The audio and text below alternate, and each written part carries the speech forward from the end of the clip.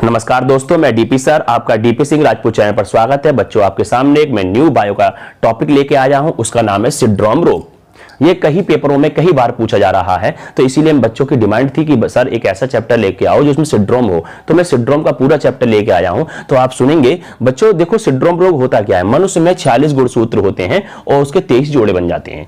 ठीक, अच्छा, अब इन गुणसूत्रों की संख्याओं में कमी आ जाए या बढ़ोतरी हो जाए या इनके स्ट्रक्चर में कुछ परिवर्तन हो जाए, तो वहां उस मनुष्य में एक रोग उत्पन्न हो जाता है। उसी को हम सिंड्रोम रोग कहते हैं।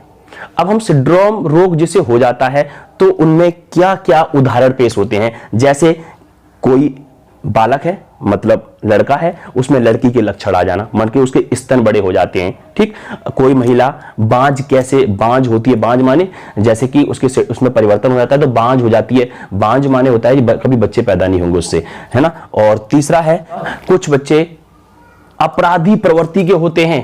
वो क्यों होते हैं, वो भी इसी पे डिपेंड है।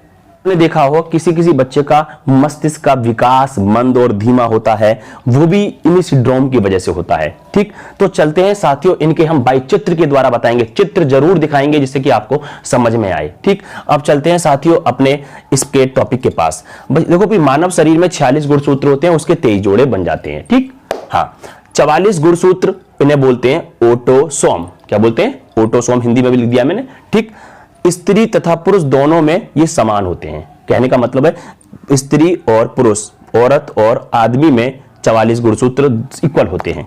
ठीक, अच्छा, अब इधर 44 हो गए, अब बचा 46 टोटल होते हैं, 2 गुणसूत्र और बचे। इसको बोलते हैं हेट्रोसोम, इसको बोलते हैं सेक्स क्रोमोसोम। ठीक है, ये स्त्री और पुरुष दोनों में अलग अलग होते हैं। आप याद रखेंगे, 44 गुणसूत्र स्त्री और पुरुष दोनों में समान होते हैं, और 2 गुणसूत्र बच्चों जो होते हैं वो स्त्री और पुरुष दोनों में अलग अलग होते हैं। कैसे? पुरुषों में XY होता है और स्त्री में XX होता है। ठीक, अब बात करते हैं रोग कैसे होते हैं। ठीक, ये तो भाई नॉर्मल आदमी के जैसे थे। परिवर्तन होने से रोग, मतलब इनमें 44 में कोई परिवर्तन हो जाए, कोई मतलब इसमें 44 में कुछ परिवर्तन हो जाए गुणसूत्र में, तो बच्चों क्या क्या रोग होते हैं? डाउन सिंड्रोम हो जाता है, इसको एडवर्ड सिंड्रोम होता है, पाउट सिंड्रोम होता है। और 45वें या 46वें गुणसूत्र में परिवर्तन होने से रोग जो होते हैं वो क्लाइनेफेल्टर सिंड्रोम होता है, और टर्मन सिंड्रोम होता है, और जैकब सिंड्रोम होता है। हाँ, मैं आपको पहला बता रहा हूं साथियों, क्लाइनेफेल्टर सिंड्रोम। ये जो होता है, यह सिंड्रोम पुरुषों में होता है। जितने भी पुरुष हैं, मानव उसमें हैं, आदमियों में ये ज्यादातर होता है। यह सिंड्रोम क्लाइनेफेल्टर सिंड्रोम, यह सिंड्रोम पुरुषों में होता है।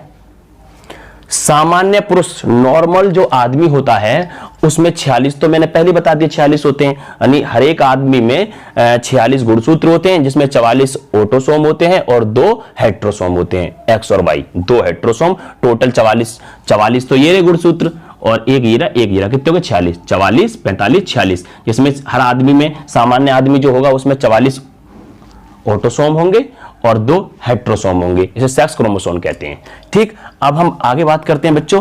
जब आदमी इस रोग से पीड़ित हो जाता है, क्लाइनेफेल्टर सिंड्रोम से पीड़ित होता है, तो बच्चों उस रोग में X गुणसूत्र और आ जाता है, अतिरिक्त जुड़ जाता है। X गुणसूत्र और आ जाता है, अतिरिक्त जुड़ जाता है।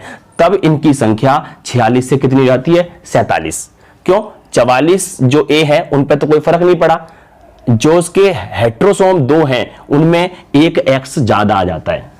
अब गिन लो कितने हो गए? 44, 45, 46 और 47। तो बच्चों 47 गुणसूत्र हो गए। तो पुरुषों में, तो इसके लक्षण क्या है भैया? पुरुषों में महिलाओं के लक्षण आ जाते हैं। वो पुरुष महिलाओं जैसी हरकतें करने लगता है, और लक्षण महिलाओं के आ जाते हैं। कौन सा लक्षण सबसे ज्यादा विकसित होता है? स्तनों का विकास होता है सबसे ज्यादा स्तनों का विकास होता है। ब्रेस्ट डेवलपमेंट, मैं आपको डायग्राम दिखा रहा हूं, चित्र देखो ये रहे, आप चित्र देखिए, बोर्ड पे आपको चित्र दिखा रहा हूं इसके, इस रोग से पीड़ित व्यक्ति में क्या